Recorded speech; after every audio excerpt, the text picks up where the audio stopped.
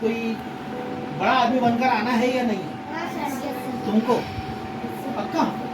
पहली बार आई है ऑफिस में? बहुत अच्छा। ऐसे ही मैं बुलाते रहूँगा इंशाल्लाह बात करने के लिए, ताकि तुमको थोड़ा सा मोटिवेशन मिले। इनके भी चेहरे नहीं घुटना चाहिए कि एक दिन वापस आना है। जब जाओगे यहाँ से 10वीं के बाद, 10वीं तक तो पहले कैसे रहोगे? बहुत अच्छे टीचर्स का कहना मानोगे?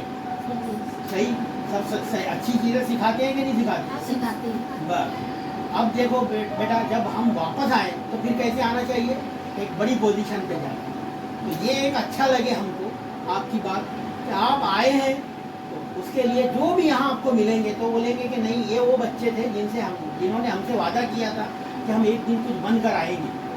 तो आज बनने के लिए आज जो मेहनत कर रहे हैं टीचर्स आप पर, या जो सिखाते हैं उस पर अमल करोगे कि नहीं करोगे? पक्का वादा है? बुरी चीज़ों से बचोगे? बहुत अच्छा, थैंक यू।